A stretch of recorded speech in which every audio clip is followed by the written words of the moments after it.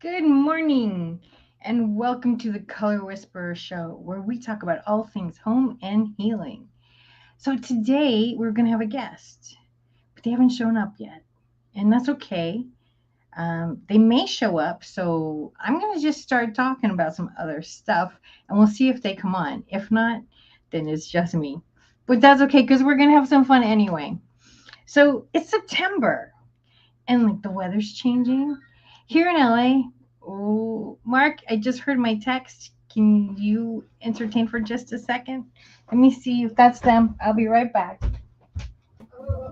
No problem. The cats are acting up and all along those lines. So cats have a mood, even sometimes during the weather as well. I know when I had a cat, sometimes it would storm and the cat would go hiding. And the cat would not like the sound of thunder and all along those lines. So cats can have a mind of their own and they can be great alarm clocks and all along those lines. Because I was just telling folks that. You know what? We've been having a lot of little earthquakes here, Mhm. and cats are the first ones to know. They feel the vibration first, and I'll see them just like scurrying, and then we'll get an earthquake. We just had one. Well, okay, I'll be honest, I was sleeping, and it might have been the cat. Like they pet themselves, they lick themselves and it shakes. So sometimes that shakes the bed. But it went on for a very long time, and it didn't feel quite the same. So I think we had an earthquake this morning. Obviously, I didn't care that much. It didn't wake me up. It was a baby one. You can tell how affected I was by it. I didn't even look it up to see if we Well, had. I know that one of our other hosts, Rick Rosner, who comes on our news show and he does a show called Ironically Naked at Night, which is kind of like point counterpoint, and they argue back and forth. Him and a conservative friend of his, and all along those lines. And they also have a troubadour. But I know yesterday when he was on, I think it was World Politics, which would have been yesterday evening and everything. He stopped the broadcast and said that because he was looking on the line that y'all had, or he did it because he's in California too. I think outside of LA, like I think he said it was a 5.4, and then it got There was monitored to a 4.9 or something like that. there was a 4.5 in Malibu, and Okay. 4.5. Like if you're at the epicenter, it's a jolt, but it doesn't. They don't tend to do a lot of damage. And the 3 point, like it does make you feel it, but it's not going to create a lot of damage. Well, And we've been having there's this myth they call earthquake weather, mhm. and I don't know that I buy it, but it's like when it gets really hot and then it gets really cold. And it makes sense that that would create earthquake because the land is changing Right. dramatically. We've got a lot of fires going on here, but we've had, I don't know, maybe at least a dozen little earthquakes. Now, I'm totally fine with that. I will take because the more little earthquakes, the less chance we have of a big one. So I'm totally fine with a bunch of little earthquakes because I've been in a big one. I was in Northridge earthquake. That was scary.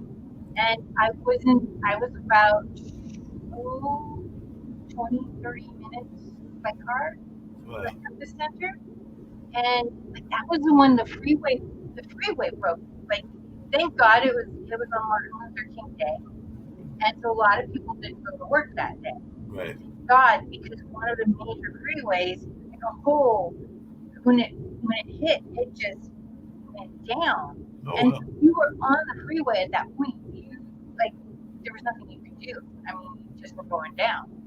Right. And my bed broke. It was really weird.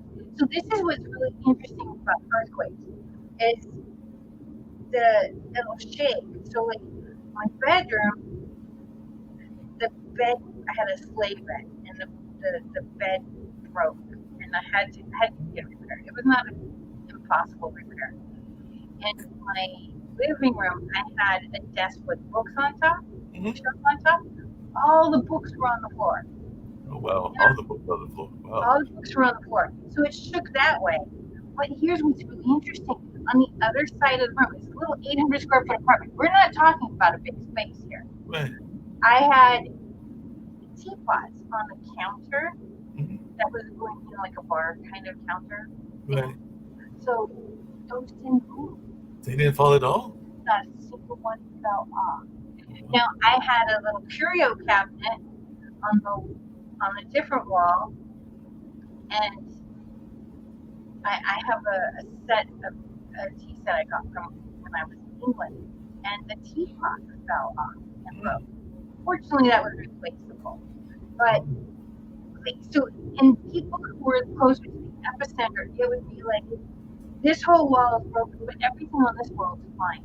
So it's weird within. I mean, 800 square feet is a small place, and but it's it's very interesting. So We get the same thing with humble, like there's a big truck going by. Usually, just feels like that kind of rumble, or like the cat, and then, but then like you get these little jolts. Gotcha.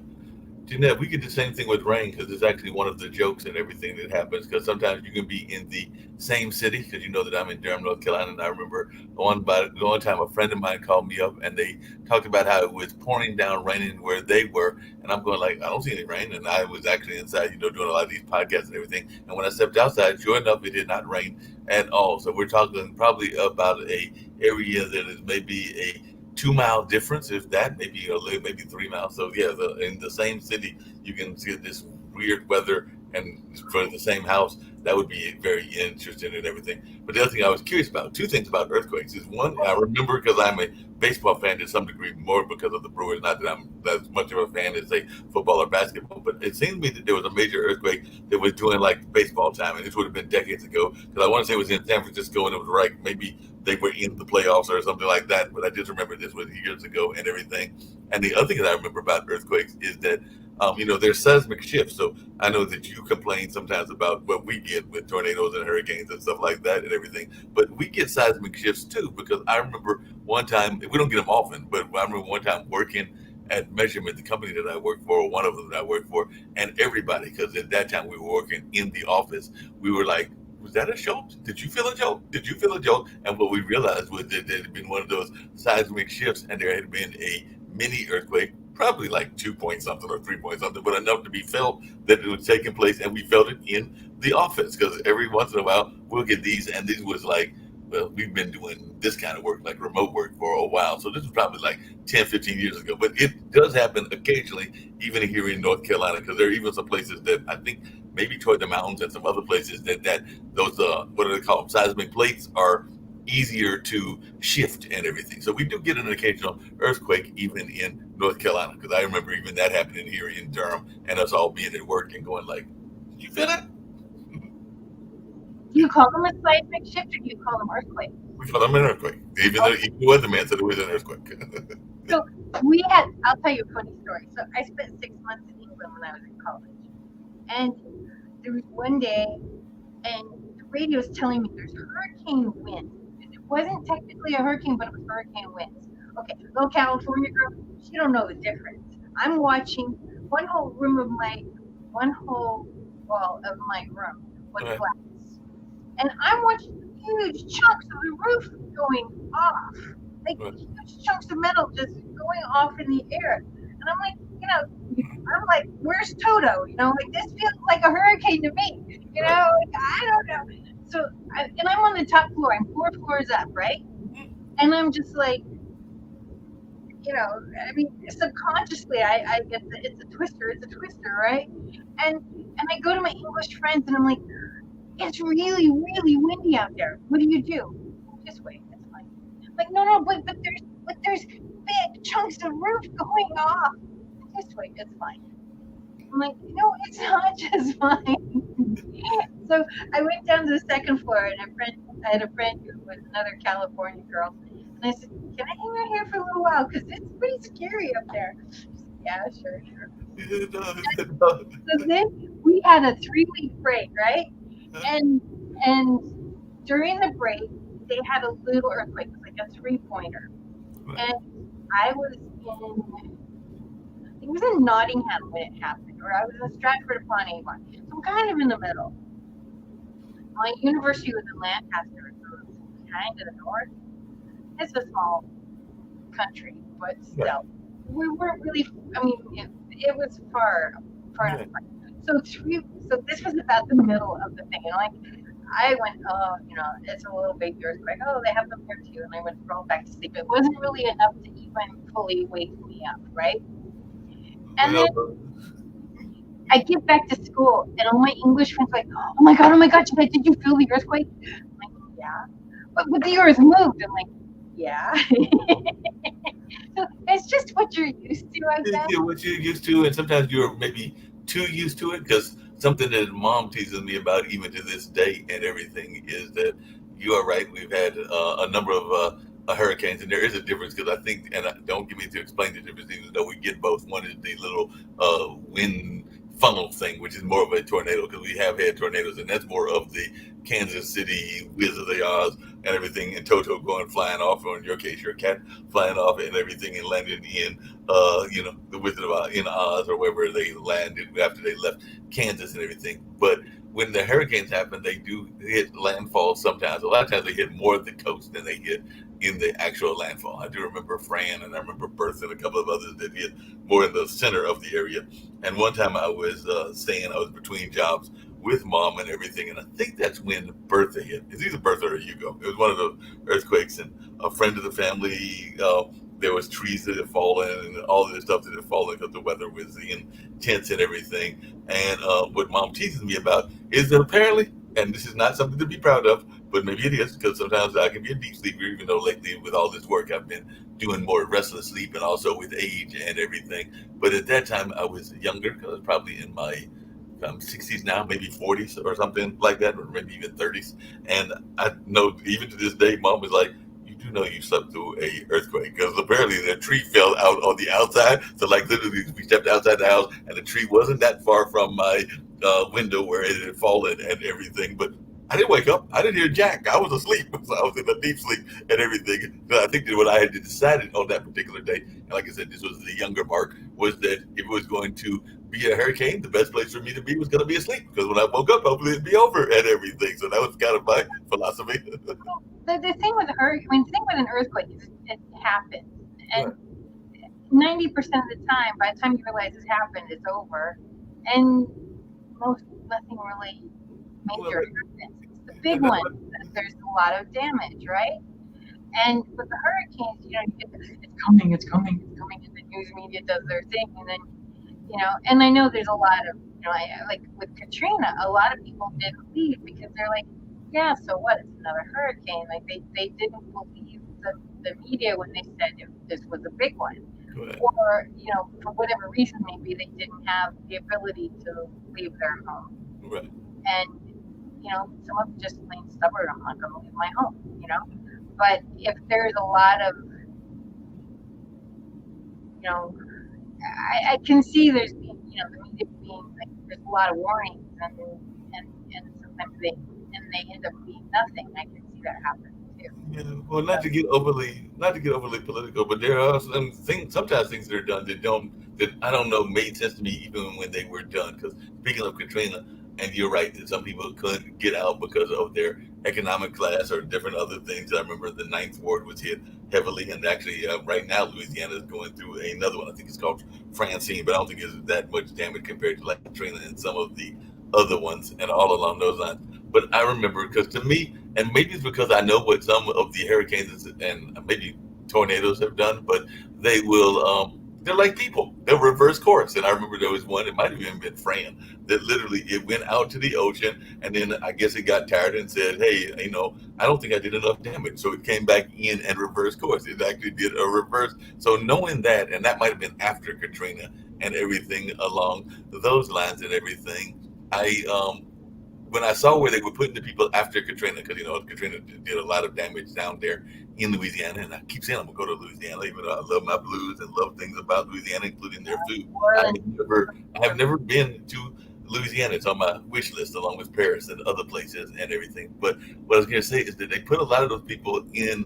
I want to say it's whatever the dome is that New Orleans Saints play at and everything, and I'm going like maybe because of my mindset that if another one comes through, you got a bunch of people in one confined area. So that to me didn't make much sense, because they actually stored them all in one area. Because I want to say that that's what they were saying. That was like on some beds and other things that they made use of the Superdome. That's what it's called because it's a covered dome, kind of like what the Minnesota Vikings have and everything. So I get what they were trying to do, but maybe in my mindset, I'm going like, there's a lot of people in one area, and what if the storm decides that it wants to come back, or another one decides it wants to follow it? So I guess I was just weird about all those people together.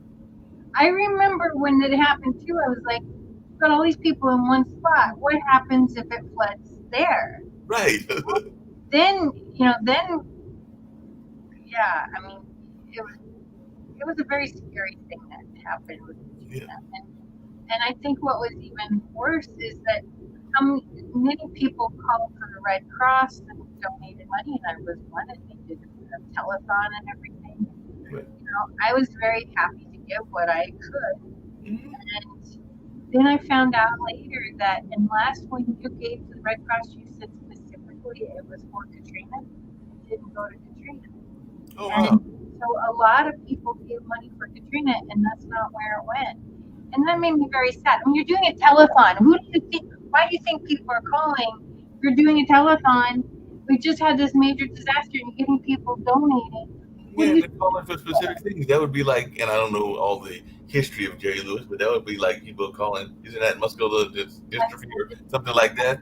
And they're calling for him and them giving to like polio. Not that both of those aren't issues, but you're donating, like you're saying, for the one cause and everything like that. I did have a question about animals and storms and everything because that's kind of what we were alluding to. Because like I said, I do remember when I had one cat, I don't have any right now, and it used to hide during the thunderstorms and all along those lines. But I do also remember about Katrina, it seems to me that there was a number of animals, as I recall the images, and of course that was years ago and everything, that did the same thing that humans did. They tried to get to higher ground so that they could be rescued. There were animals that did things unusual for them and everything, because the myth, and I did say it's a myth because I know some are, they're like anybody. The different breeds have different ways of thinking, but cats in general don't like to swim, even though I have seen some cats get in the bathtubs and a number of other things. But I remember seeing some cats literally jumping into water because I guess they figured that water was safer than the house that was sinking and everything. But I also remember some cats that were going to higher ground, hoping that a helicopter or a person would come and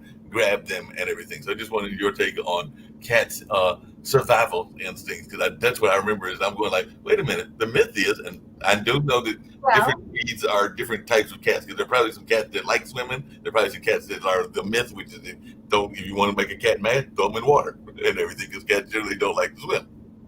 so this is Dickon, and when I got him, he was about 6 months old, and he had bite marks. Oh, stop. Okay, fine. He had what? He had bite marks Bite mark. on his torso by each limb. Mm-hmm.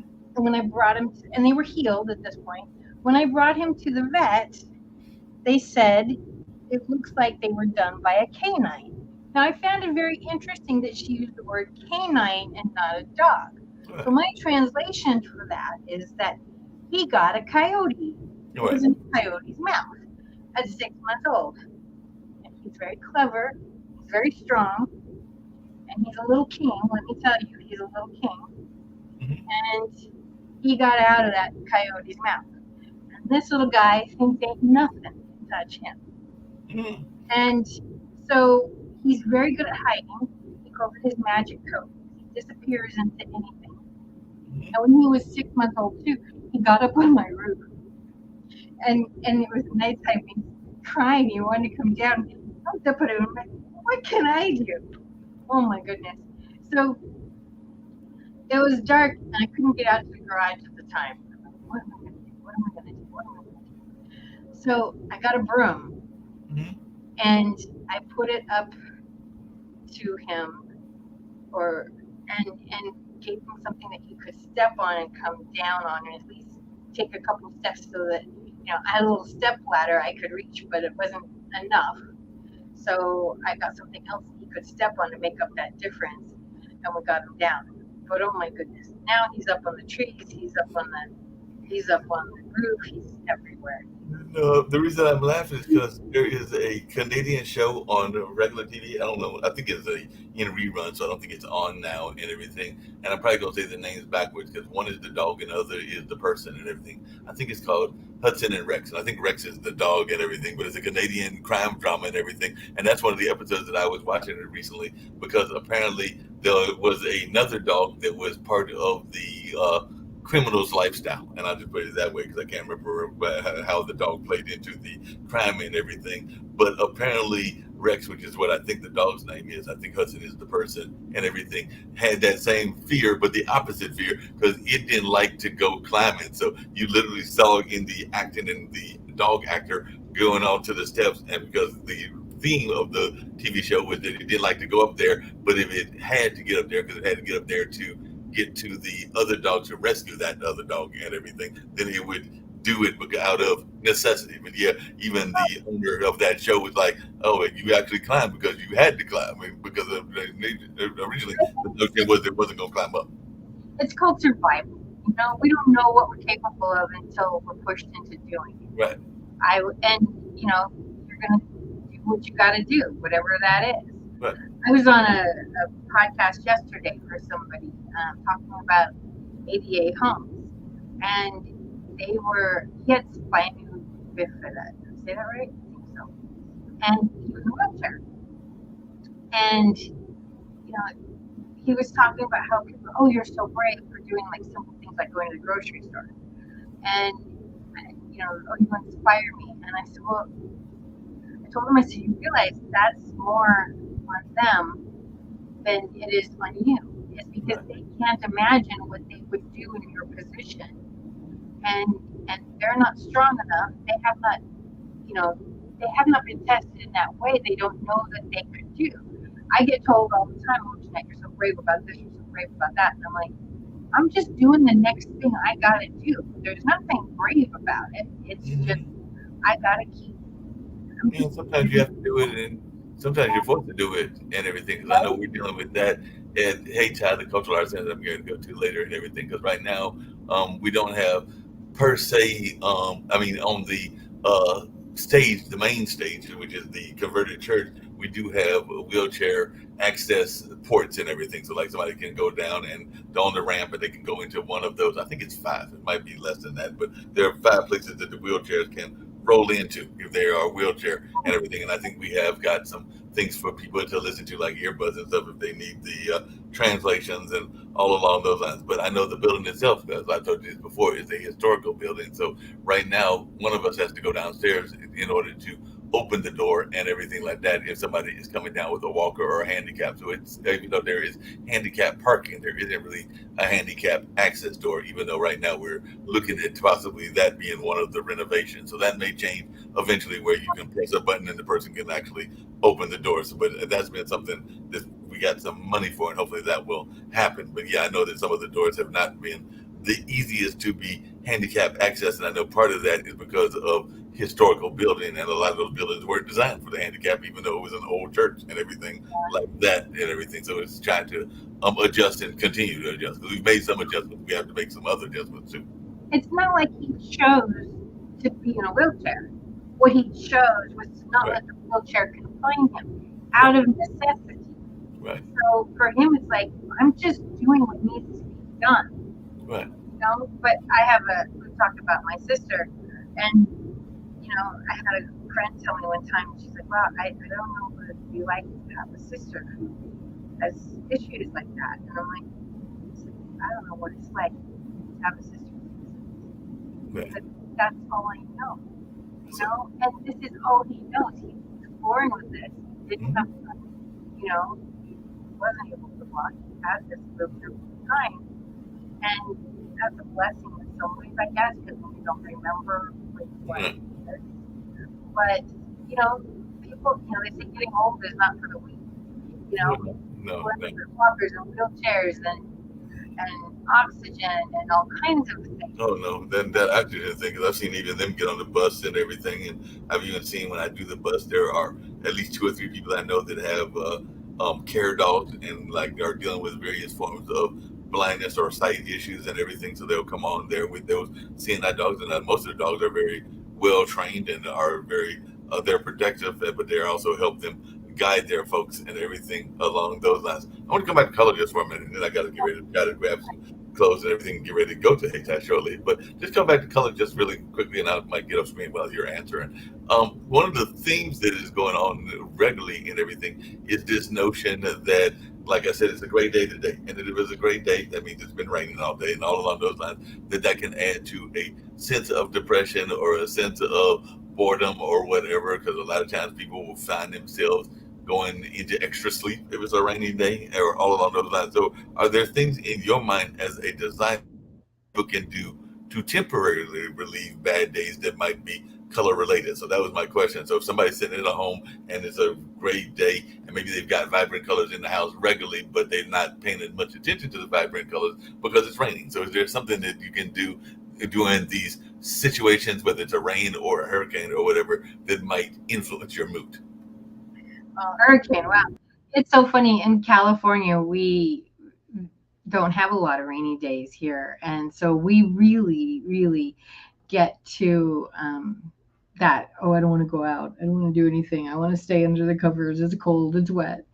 But yes, there are some things you can do color wise. So, one of the things, if you live someplace where winter gets really dark and dreary and you're like, oh my God, is the sun ever going to come out again? A lot of places there's really short days in the winter. Um, there's a lot of rain, there's a lot of snow. Um, so you can get what's called a SAD lamp, seasonal assisted disorder is what it's called. Appropriately named SAD because you literally get sad when it gets dark outside. And so the light is it replicates sunlight.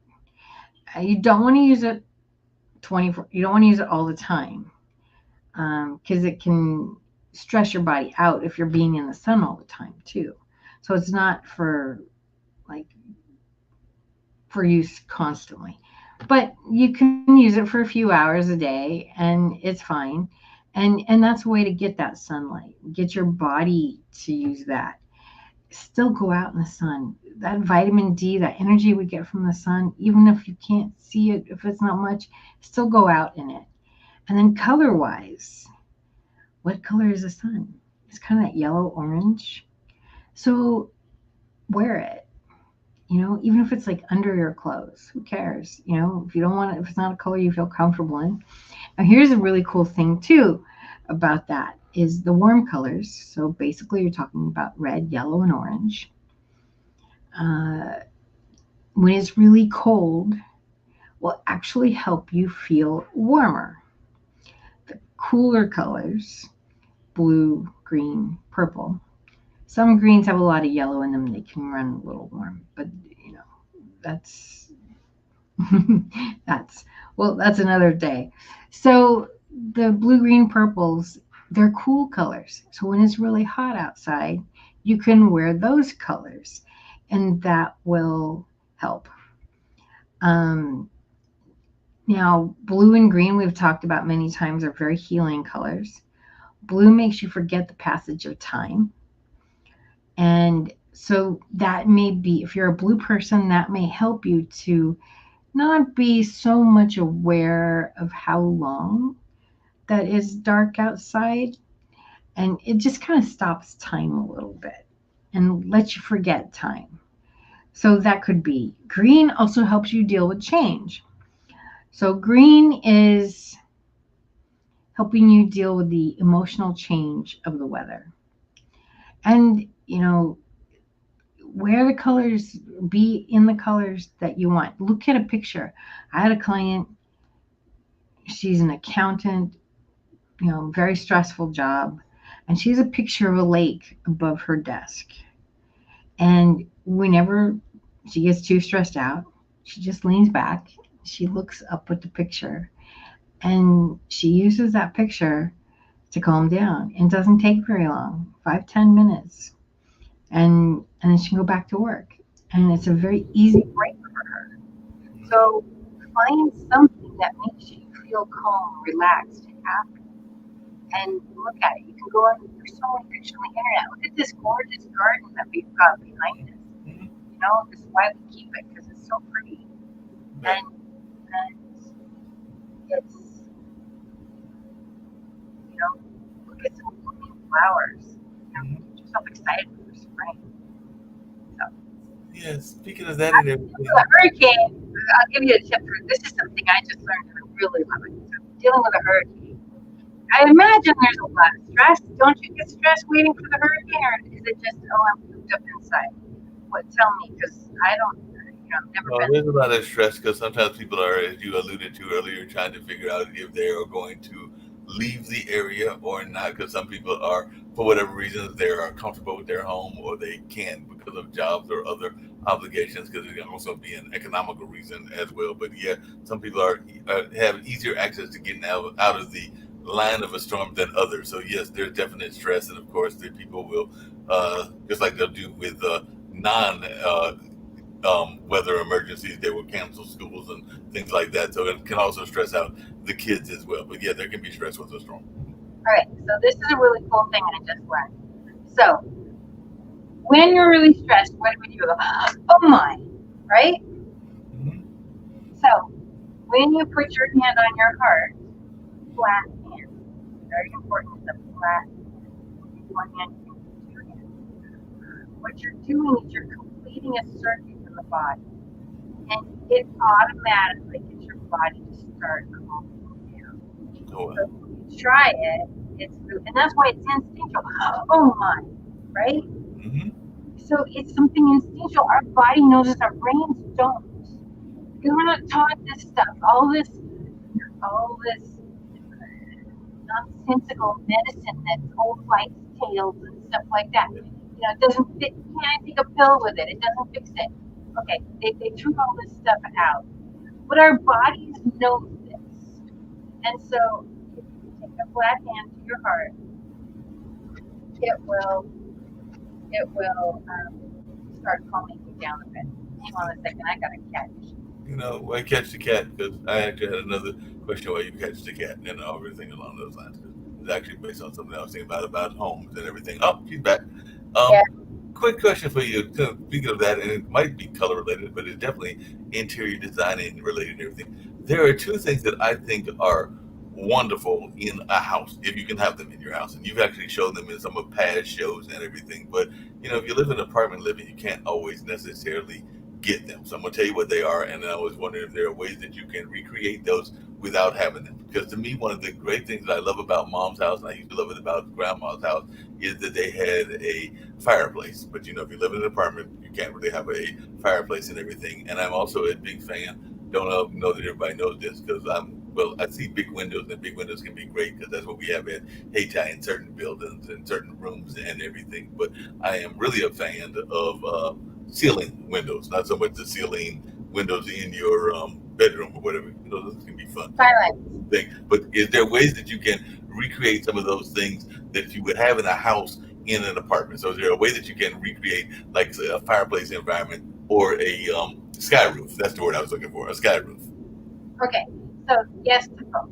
So the fireplace is actually pretty cool. So they're relatively cheap. You can buy portable fireplaces. So you can just plug them in the wall, and Mm-hmm. and they're electric. They do have heaters in them, and they have a little kind of fake fireplace going. It's done usually with a light and a piece of paper that turns around and Right. creates the little flames. Now here's another one. This is a little bit more expensive, but it's super cool. So it is a box, Mm-hmm. big-ish. So the smallest size they have is about 20 inches. So that's pretty close. And what it does is you fill it with water and it just plugs in, and it creates a mist. And then this LED light that gets shown on it, and you can choose the color. So you can choose the flame, but it looks like flames. So of course it's orange, for the flames. But if you wanted to, you could make it green, want. I mean, I don't know, like, so you can choose, I don't know if you can choose the shade of color, but you can choose a color. Right. So, and it has variations, of course. So that's something that I just learned about. And the cool thing is it's very small.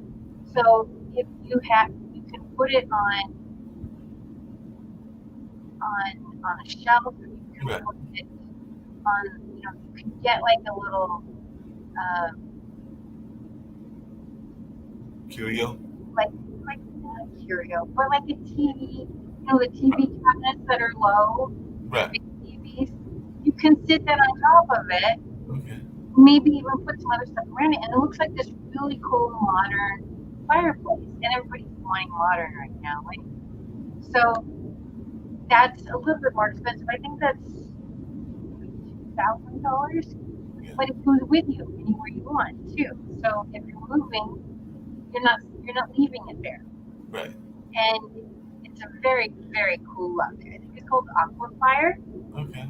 And then they have, like for like $6-7 I think you can get the fake fireplaces. So they're small, maybe like 12 inches deep, and you just kind of stick them on the wall. It's a full fireplace. It's little, but it's a full fireplace. So those are a couple of solutions. Now, as far as creating a skylight, skylights are amazing. Right. And what you could do is they have, there's different companies that do this, where they create, remember when we were kids and we did the rub and buff, like you rub a picture on with a popsicle stick? And Yes. okay, so this is the same thing but for adults. So you can have that on your wall. Okay. And it's so easy. You can order a window. Uh-huh. Some of them are custom. You can tell them exactly what you want.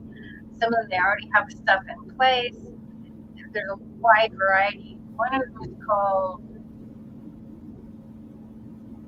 Trompe-l'oeil. So what? It's called, what we're looking at is called Trompe-l'oeil. Trompe, and I always get messed up. I think it's Loeil. It's fool the eye in French. Gotcha. And there's one, my brain is blinking. It means to rub. I can't think of it right now, but there's a bunch of companies out there. If you look up Trompe-l'oeil rub-ons, you'll get like a wide variety of places. And some of them you just submit a picture and now here's the thing, it depends on how much you want to follow the rules. Sometimes it's better to ask for forgiveness than permission. Very So, true. some places allow you to make changes to the walls, some places do not. Right. If they do, you've got no problem. If they don't, it's a simple thing to paint over, Right. before you move out. It's not a big deal. Now, another thing I've done in the past, a couple of things I've done in the past is, I had a client. Be ready, but I'm still listening. You can also do something with a ceiling fabric. So you can create, you can also get like custom fabrics out there where you just say, hey, or I want a picture. I think Society 66 is one. There's several others out there where you can go to something like Printify and you can make your own blanket, make your own sheet, whatever, and you can tack it up there. I don't think I think a blanket would be too much, but if you could get a sheet or a towel or something like that, some of them could do pillowcases, and then so if there's something that's lightweight, and then you can literally just use some thumbtacks or some little small nails, and then you can nail it up there. So that would be another way to get that look. Um, you can have these pictures of windows on the wall. If you do live in an apartment, you can't change it. I've seen some beautiful trompe l'oeil windows where they're looking out onto beautiful countrysides and gardens and flowers, and oh my gosh, you want to live in that place. Okay, so if you can't put it on the wall, that's fine. Mount it to a piece of plywood, and then have somebody, you can find somebody to cut around it. Um, Shoot, you can go to Home Depot. Home Depot has a saw that you can use, and you can, if it's a square, you can do that. That's easy. And then you just have one nail and you hang that on the wall like a picture. So that's another way. Bringing the outside in is a really important part of feeling better in your house. So, I've got behind me, let's see. Can you see it better? You can't see it better. Anyway, there's a beautiful river there and trees, and it's gorgeous. And I'm playing with light, but it's not working. So, having good pictures in your house to give you that. Another thing you can do to kind of create uh, that ceiling look is really kind of fun, is have a tree in a corner somewhere. And it doesn't have to be real. You don't want it to be real. It can be fake. And then get an uplight. So you put the uplight. You might even want a couple different ones. Put that at the bottom of the plant, and you aim it at the tree. And you can try different angles to see what you like. But that's going to create shadows. And then you get this feeling of the trees taking up much more space than it is. It's really very cool, especially at night. So it's a great thing to put in your bedroom and give you the sense that you're bringing the outside in. You've got like this whole big tree forest, Um, you guys may not know this, but this is a big trick at gynecologists. A lot of gynecologists will put something pretty on the ceiling over where you're getting examined. So find a picture, a poster, and you can just tape that on. You know, um, there's so much out there that you can be creative with to have a home that really fits what you want. I don't care if you're renting or not. There's so many ways around, quote unquote, the rules. It's just about being more creative. There's poster sites. You can get almost any size poster you want. Some of them you have the same picture. You pick a picture. You pick how big you want it, and I'm sure there's something out there where you can create your own poster. Look, with all this AI stuff here, make me a picture, okay? You load it up into something like Canva or Printify. I mean, Canva, you can make gorgeous stuff in. They'll make you a piece of paper as big as you want. So, okay, I haven't tested that, but they offer so many options. I can't imagine they don't have something there that would work. And then all you got to do is, tape it up there. So that way you're not even putting holes in the ceiling. So those are a few ideas. I had an apartment. Yeah. No, I love all those ideas. Keep it up. Tell me about the apartment. So my apartment wasn't so bad. I liked my apartment. But before I lived in my apartment, I rented a room in somebody's house. Now, people always complain that I only wear brown. Well, hey, that's not true. Hello. But I'm like, well, that's orange. No, it's brown. Well, that's gold. No, it's brown. That's green. No, it's brown. Anyway, I don't wear all one color. But this lady's house, everything was pretty much the same color, beige. She took neutral to the nth degree. So the walls were this kind of very pale tan beige. The carpet was almost the same color. Um, she did have some wood furniture, and that actually had some more color to it.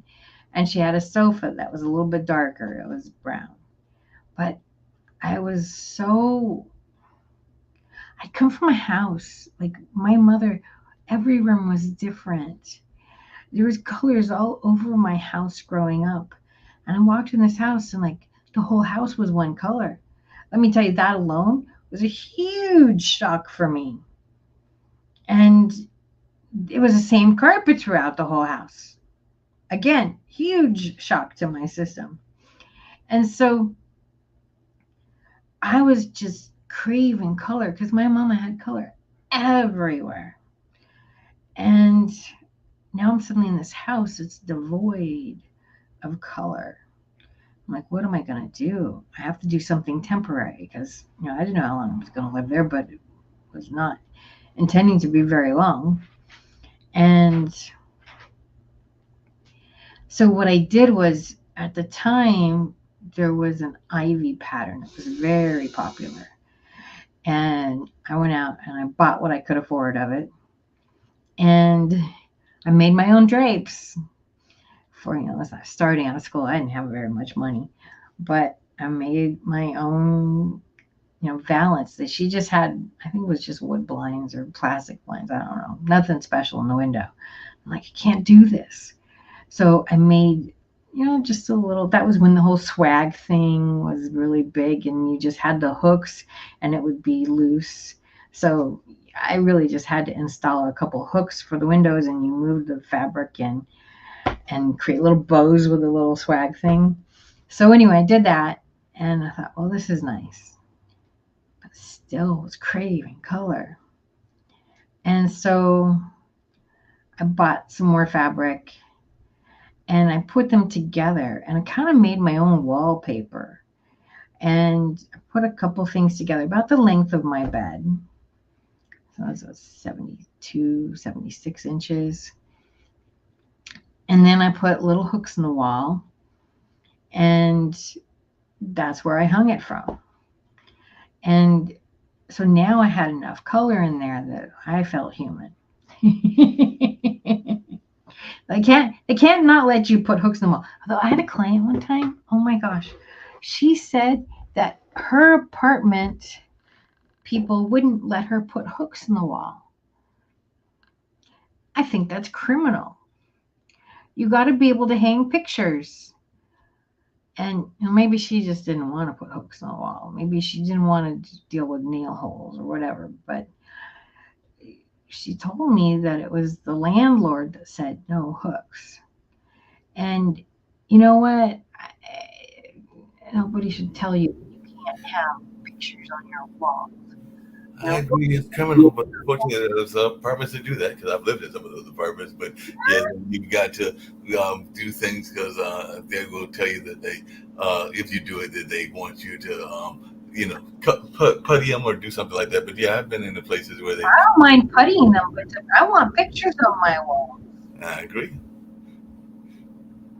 But you got something there because I know even in this apartment complex, they were adamant and they sent us notice not that long ago that you couldn't have, and I get where they were coming from, but you couldn't have outside furniture because I think some of that outside furniture was becoming too cluttered and maybe it was not following the decor that they wanted. But I didn't see any problem with people having a chair or a desk or something. But I remember it's your patio.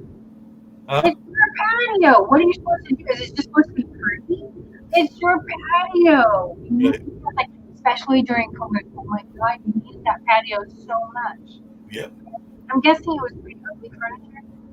Yeah, it was furniture. It was the furniture, and they found the furniture to be not uniform, or maybe it was in some places too cluttered, and they might have thought that the people were expanding their mess or their kind of what's that expression? I've even been accused of being that myself. Hoarding out into the area.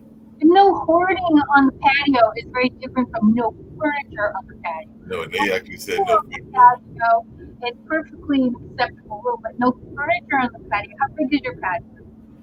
The patio is a pretty decent size. I mean, it's the front door and then off to the next neighbor. So I would say it's maybe I'd probably lay across it, so maybe like 6 feet or something like that. Okay, well that's a big enough space. That's living space for you, and you should be able to put a chair out there. I A chair, and I guess I've seen some people that have chairs, but I do remember, and I can't remember because some complexes, I mean, apartment complexes, like to be more uniform than others. But I do remember that that was a letter that was sent out. I want to say it was last year, like the latter part of last year. But I've seen people like even my next door neighbor, because that's actually how I know whether they're there or not. They will have a because I was concerned because I thought that I had seen it disappear, but I think they might have just been getting it clean. But sometimes you know your neighbors are there because they will have, and I've even thought about getting one for myself, a welcome home rug and everything. And those to me are what add to your environment and everything. Because I know the neighbor to my, I guess that would be my left and everything, that they have that kind of welcome rug and everything. I don't think, if you know, I should know this because they're right by next door neighbors. I don't think the next door neighbor next door, who is the grandmother, who's from the African nation that that my dad worked at, Eritrea. I don't think she has a rug, but I think further down there are a couple of rugs. But the rugs to me are something that, like you said, it adds to that patio atmosphere. So when I walk into my apartment, I'm going like, oh, the neighbors are home. it's very important to be able to personalize your living space, and especially the patio is a very key part of your living space. And you should be able to put plants out there and a chair or something. I'd be fighting that if I was there. They would. But I'm a freaking interior designer, and I'm like nothing ugly. That's something I would probably ask more for forgiveness than permission. I just make it really pretty and say, so what's wrong with it? It was I copied this out of Architectural Digest. What do you think? Understood. Well, we made it almost to a whole hour and everything. I don't know if you want to go to another 5 or 6 minutes, if you want to tell them about stuff. If not, we can get ready to wrap up with Can Do Spices, your favorite thing. But I think we've had a very fun and lively conversation about things that can go on in the weather. And hopefully your guests will catch up with you later and they can reschedule and everything. But definitely, I still think we've learned a lot about colors and weather and earthquakes and all kinds of other cool things along those lines. So I don't know if you're ready for some Can Do Spices now or yet. Let's do some Can Do Spice. All right. You know, you know how people love to enjoy food and don't understand how to flavor their food or how to replicate a meal? They're interested in supplements but don't know where to begin. Well, what I do is I take the guesswork out of enjoying flavor and wellness with my flavorful spice blends so that they can create delicious meals with healing benefits. Can Do Spice was created to help cooks at any level enjoy healing through food. Every spice blend was designed to give added health benefits of natural herbs. Every blend is complete. There's no need to add any additional spice for a delicious meal. Saving you time and money while adding supplements to your meals can be both tasty and fun. My earliest memories in the kitchen began with my father, Kenny Can Do Bond, so it was fitting that I would name this line after him. I have always looked to natural remedies to supplement the body, and I found myself hiding herbs and minerals in foods for my family. That's when it hit me. Everyone needs Can Do Spice. Everyone should be having this. It's an exclusive brand for cooks at any level who want to create flavorful dishes with healing benefits that can satisfy the body and soul. Add a little spice to your life. Give Can Do Spice a try.